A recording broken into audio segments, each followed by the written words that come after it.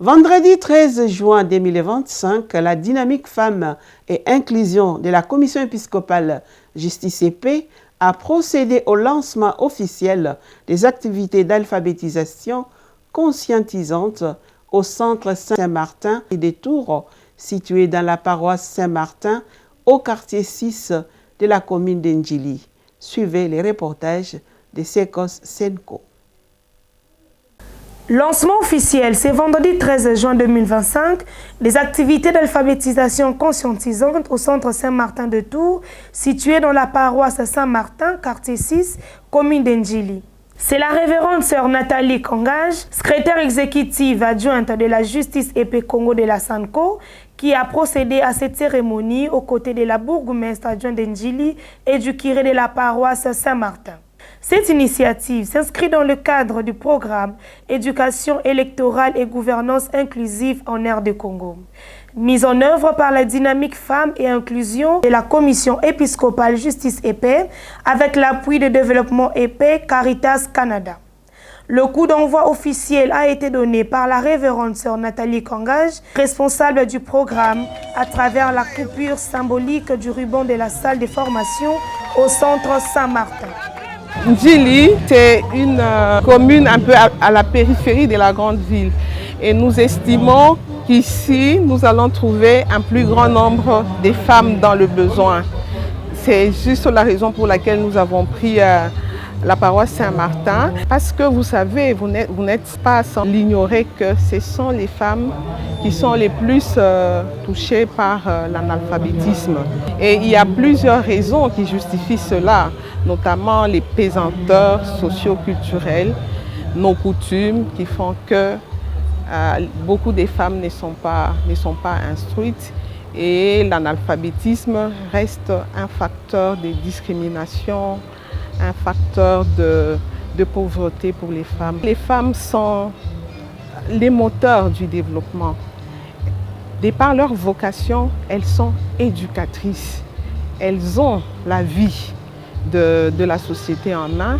Ça veut dire, si la femme est instruite, elle est à même de pouvoir bien éduquer, elle est à même de pouvoir participer à la vie de sa communauté. Nos communautés doivent être construites aussi bien que par les hommes que par les femmes. Elles ont aussi beaucoup de compétences en elles, elles ont beaucoup de valeurs, elles font beaucoup de choses dans la communauté qui ne sont pas peut-être valorisées ou mises en évidence, mais elles participent. Et je pense que si elles sont instruites, elles pourront vraiment se donner à la vie de leur société. Non seulement que les femmes vont apprendre à lire et à écrire, mais il y a aussi, elles vont se découvrir elles-mêmes. Elles vont découvrir ce qu'elles sont, elles vont découvrir quelles sont les compétences qu'elles ont en elles et elles pourront s'engager, se donner pour le développement de leur communauté.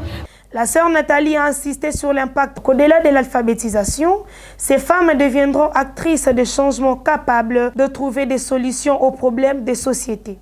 Donc les résultats vont au-delà de l'apprentissage de la lecture et de l'écriture, parce qu'il y a cet aspect de connaître ce qui se passe dans la communauté, d'être à mesure de pouvoir analyser le contexte dans lequel on vit, mais être à mesure aussi de proposer des solutions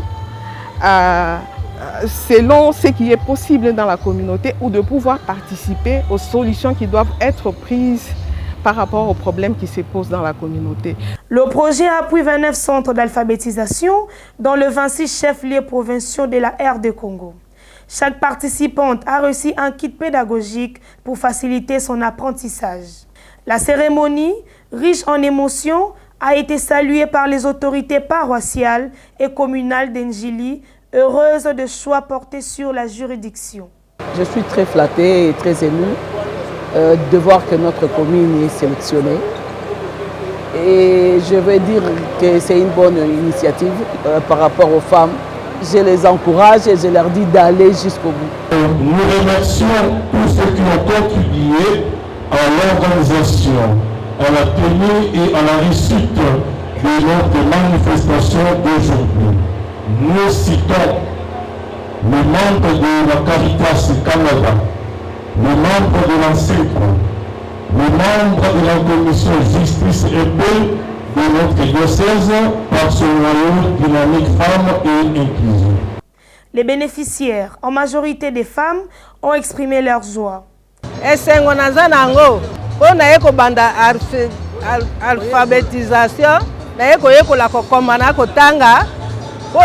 nayebaki kokomana kotanga te nalingi nayeba kokomana kotanga yango wana bapesi ngai sake na ngai na bakaye na ngai mpo nayekola kotanga na kokoma ekoservi ngai na makambo ebele ekoservi ngai makambo ebele makambo ya mboka mpo na kolongola molili na miso eza likambo moko ya malamu basali mpo na biso toyebi kotanga te toyebi kokoma te yango babengi biso awa toya koyekola toyeba kotanga pe kokoma nayebaki kotanga te nakomi koyeba kotanga nayebaki kokoma te nakomi koyeba kokoma